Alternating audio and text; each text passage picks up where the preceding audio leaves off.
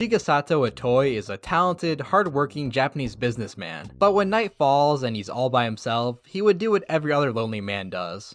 Play RPGs, namely the Dragon Quest series, and while playing such games, Itoi would often imagine scenarios for an RPG of his own creation, one free from the tired and overdone tropes of the genre. A game that takes place in modern America, where you play as an average kid who fights against aliens, highway signs, and hippies. Itoi brought his novel idea to legendary game designer Shigeru Miyamoto, but instead of "you're hired," Itoi was met with a disappointing "oh, I see." Miyamoto knew that the game could only be a success if Itoi put his full effort into its creation, and with his multiple other jobs, that just wasn't going to be possible. Itoi was so sad after being turned down by video game Jesus that he shed tears on the bullet train home. However, he wasn't about to give up on his dreams just yet, and so he lessened his workload, called up Nintendo, and was granted a full team to begin work on his game, which later became known as Mother. Our story follows a young boy named Niten as he journeys across. Oh my god, why are there so many random encounters in this game? Our story follows a young boy named Niten as he journeys across America on a quest to unlock his psychic powers and save the world from an invading alien race ran by the evil Gaigu. Geeg? Listen, it's pretty much Gygus, so I'm just gonna call him Gygus. Not long into his adventure, Niten gets teleported to a dreamlike world called Magicant. Its ruler, Queen Mary, has lost her memory, and requests that Niten find all 8 parts of the song that she has forgotten. Returning back to the real world, Niten allies himself with 2 other children and 1 adult who ends up getting, removed from the story, and after a long journey, he manages to collect all 8 melodies. Playing the full song to Queen Mary helps her to remember her past. Mary is actually Maria, Niten's great-great-grandmother, who along with her husband George, was abducted by aliens long ago for the purpose of nurturing a baby Gygus. Maria often sang the 8 melodies to baby Gygus as she took care of the alien, almost like its mother. But George was not about that ET life and secretly studied the alien's technology, later escaping back to Earth with the knowledge of PSI. A century or so later, the fully grown Mewtwo-looking Gygus is told to destroy the Earth to keep the power of PSI from being used against the aliens. Magicant turns out to actually be the physical representation of Maria's consciousness, as the land fades from existence with her task of teaching Niten the 8 melodies finally complete. Our 3 protagonists trek up Mount Itoi for the final confrontation against Gygus. However, none of their attacks have any effect.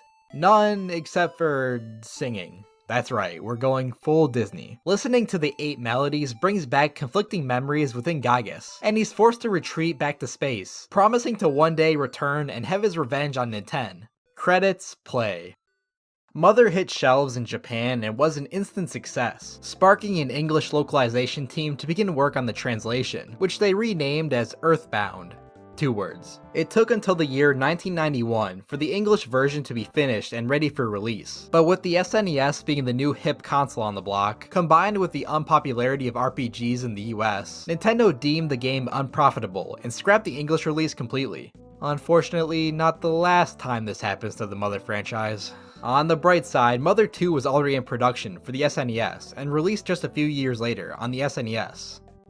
Whoops. Even receiving an English release along with some pretty horrible fart-based advertisements under the new name Earthbound. 1 word.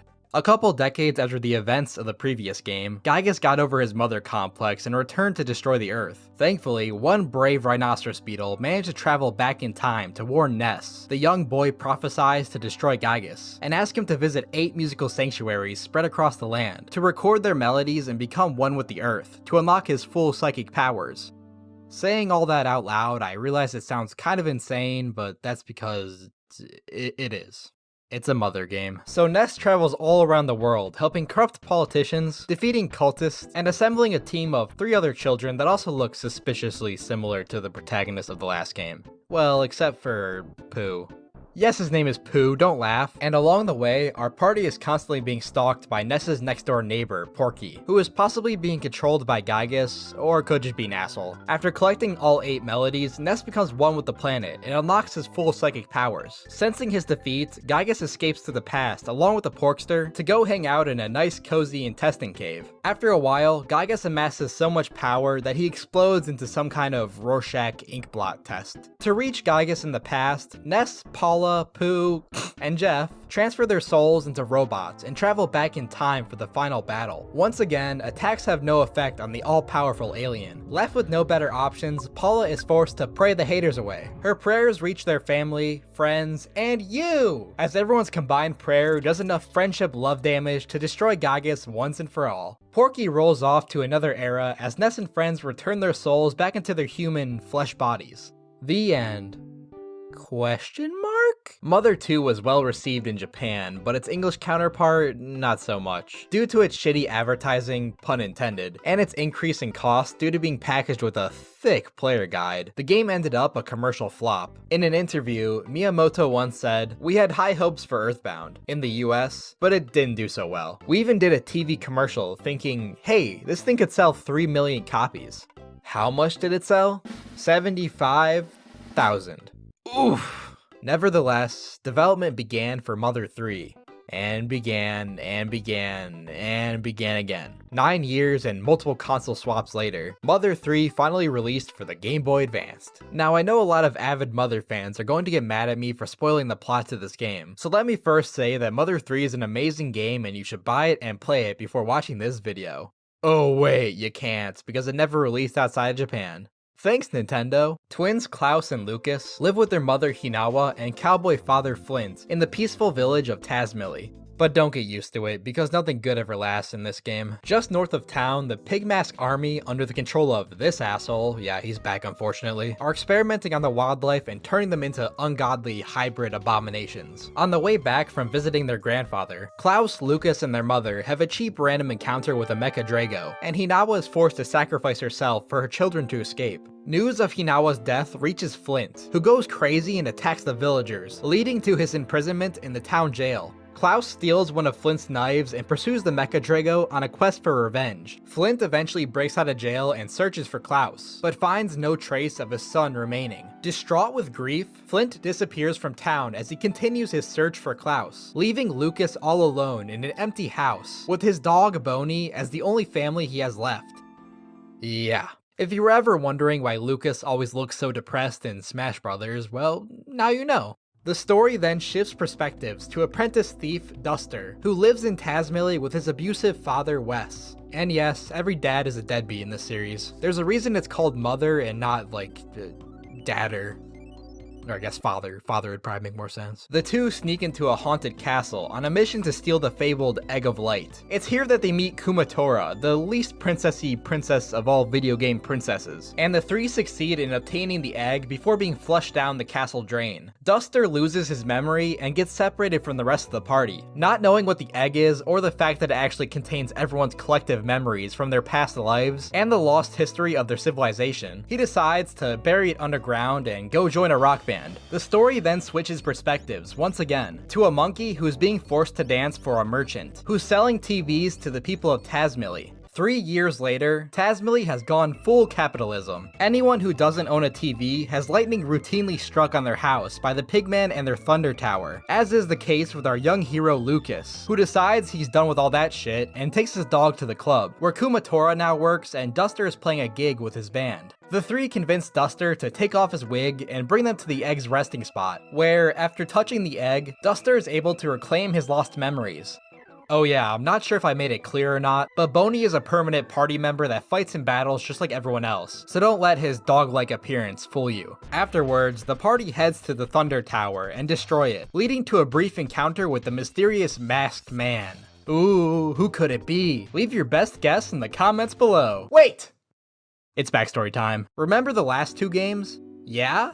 Well, everyone died. The world ended and humanity's last survivors took a boat to the last safe place on Earth, a group of islands resting on the back of a giant dragon. To keep themselves from destroying the Earth again, they locked their memories away in the Egg of Light, and chose to live the humble Amish lifestyle. Eventually, the dragon got mad at everyone freeloading on his back, and so 7 fabulous men called the Magypsies had to seal him away with the 7 needles. Meanwhile, after flip-flopping through time, Porky arrived on these islands and heard the legend that whoever pulls the 7 needles will unleash the dragon and either destroy the world or save it, depending on the pureness of their heart. He brainwashes a bunch of people into becoming his soldiers, and makes plans to assemble all of the island's inhabitants into Newport City for one last party before Klaus, I mean the masked man, will pull the final needle and unleash the dragon, destroying the world. Lucas and the masked man race against each other to pull the most needles, and have control over the dragon. The score is 3-3, and it's all tied up, with the final needle being hidden underneath Newport City. As our heroes arrive on the scene, they're stopped by Porky, who has become an immortal man-baby due to the effects of time travel. After his defeat, Porky locks himself away within his absolutely safe capsule, where he can never be harmed, but in turn, could also never leave.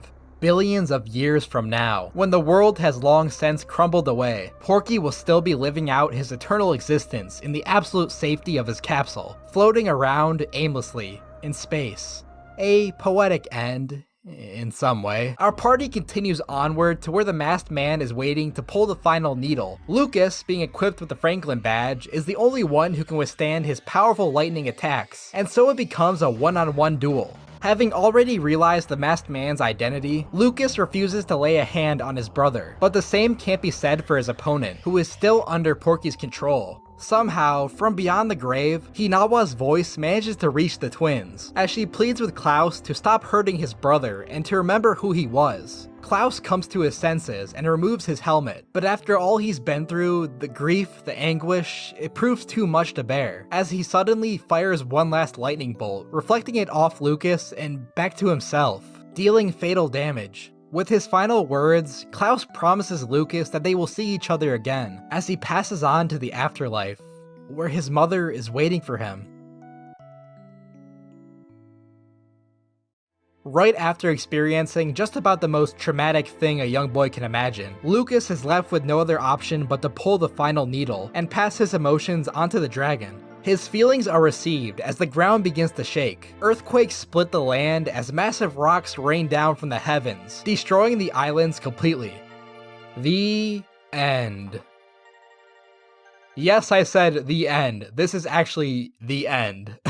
There's an additional scene where it confirms that everyone ended up okay, but it's up to interpretation where, or more importantly, how they actually survived. Could be on a completely new island, or could be in heaven. It's never explained, so your guess is as good as mine. Well, it got pretty sad at the end there, huh? I should probably say something to lighten the mood. Ness and Lucas got into Smash Brothers, that's good. Mother 1 finally released in English 25 years later, also good. Mother 3 still hasn't released outside Japan. Wait, that's bad. Shit. You know what? I'm just gonna end the video on this picture of Boney. Thank you for your time. Reflection chamber, fixing myself so that all can savor. Follow me, I'm on the brink of peace, alright, I'm keeping it. Life is